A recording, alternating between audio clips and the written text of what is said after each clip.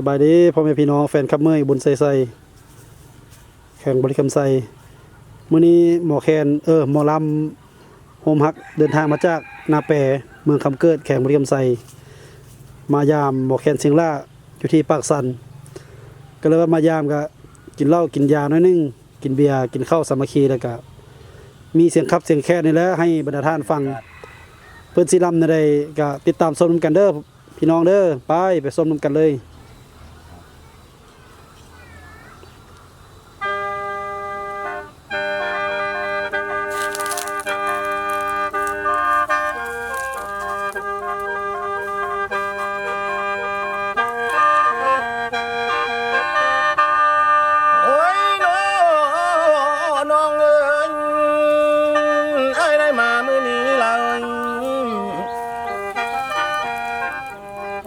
จากเที่ยขินดินไกลได้น้องเอ๋ย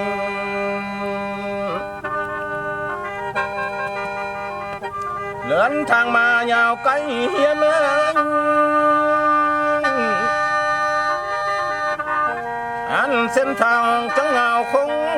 แท่นอน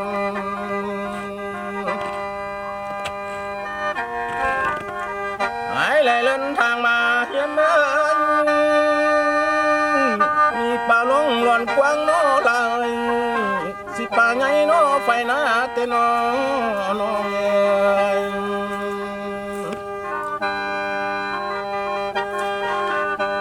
มีแจงชายเอ๋ยละลายพัฒนากันขึ้นเลี้ยวไหล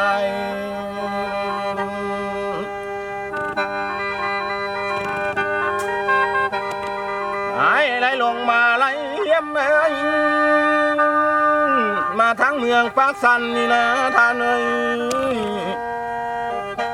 แห่งปากสันเฮานี้ยังเจริญก้าวหน้าแท้นอน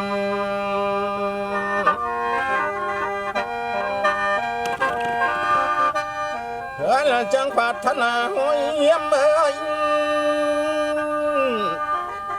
เดินแต่หลังข่าวควันแล้วนอสายได้กอดโบลงทางไปได้มาแล้วได้น้องเอ๋ย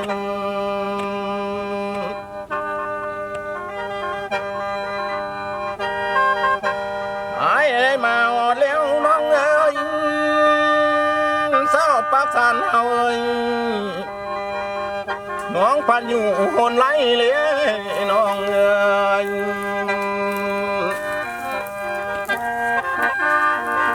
เลื่อนมาทางไกลเฮียมเอ้ยเศร้าปากสันเอ้ยน้องหับเอาอายนำเนื้อวนคิงอายเลยบ่หูน้อต่างมาได้น้องเอ้ย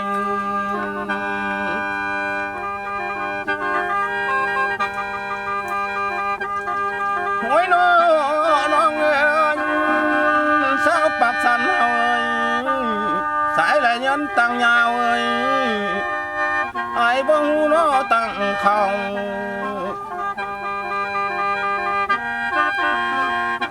ไอ้นี่นะไหลชืบท่าเมืองแล้วหมอเขียนเฮานี่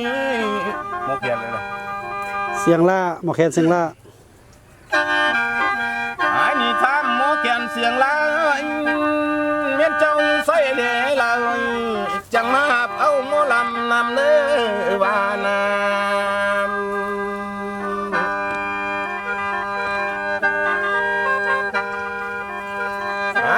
เขียนเสียงลานี่นะ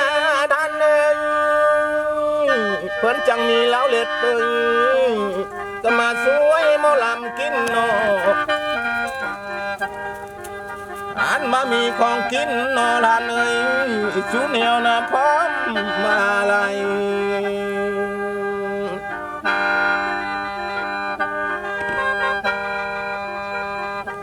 เฮ้ยนอทานเอ้ยเพื่อนจังมีเขียนพร้อมบานาทั้งเงินโมหางไรโมเขียนเสียงลาบ้าไว้อันละเมื่อยยาสู้ปล่อยฟังเนื้อท่าน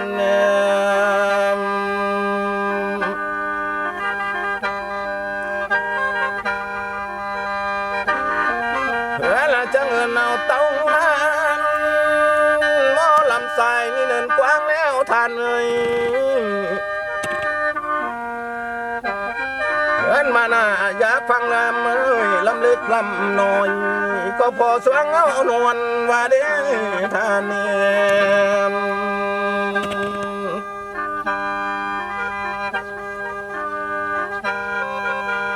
สายหมอลำเมาแล้วโนลายเมาแขนเสียงลานี่น่าดังเพิ่นจับแขนเอามาใส่มานอน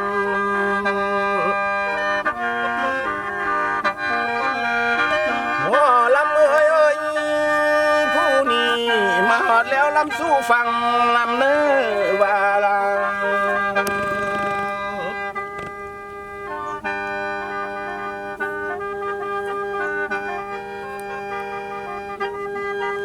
ไว้นอท่านเอ้ยหลานก็กินบ่ได้แล้วท่านเอ้ยเสียงลำสายนี่เลยปล่อยมาได้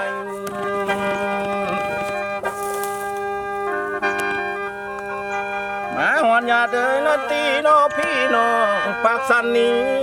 ก็ตนอายก็มุนเจอได้เนื้อน้องเนื้อ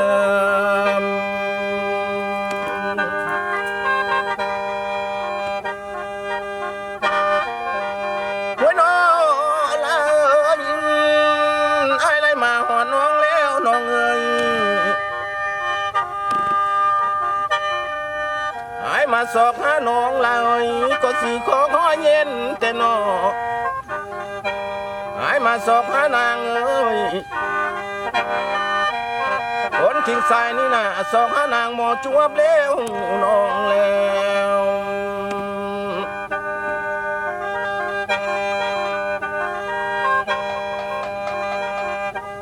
หายนี่นะน้องเอ้ย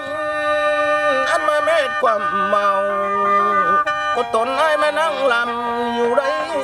น้องเอ๋ย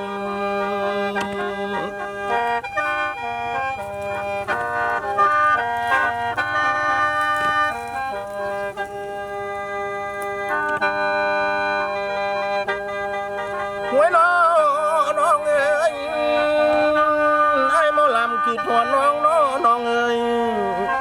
คนทิ้งอายก็จังไหลล้วนมาเนื้อสาวปักสันเฮาเอ้ยน้องเอ้ยไอ้นี่นะใจประสงค์น้ำสาวปักสันเอ้ยสายนี่นะจริงได้นะน้องมาเอา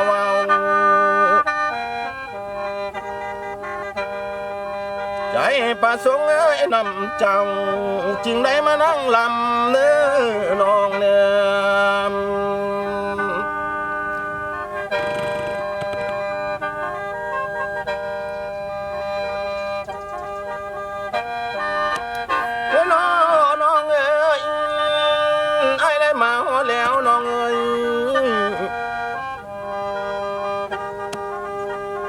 มาต้นน้องนั่นก็ไปดีอยู่ใส่เลยน้องเอ้ย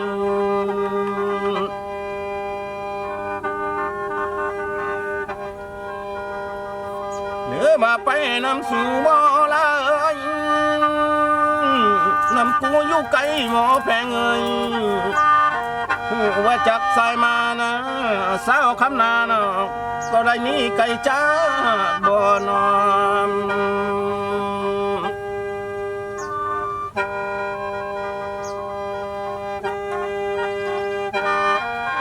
ปาถนาน้ำน้องนาเลยคนงามเอ้ยหายเลื่อนลุงมาหาอะไร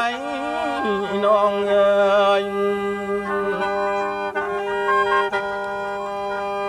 ปาถนาน้ำเลือสวานาน้องเอ้ยคนงามเอ้ยใส่ลำนี่จริงไรแบกไม้พายมานำพร้อมน้อง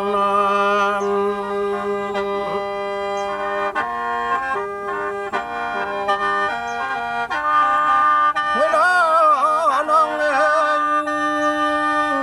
ใส่ลำนี่นะใจประสงค์น้ำน้อง คนขี้งาย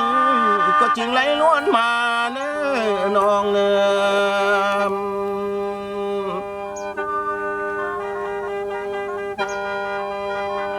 หายลำมาวันนี้น้องเอ้ยใส่ลำขอลาควันเนื้อน้องเนื้อโจกอนโนบาทายก็เมื่อนาจังควายฟังเนื้อน้องเนื้อ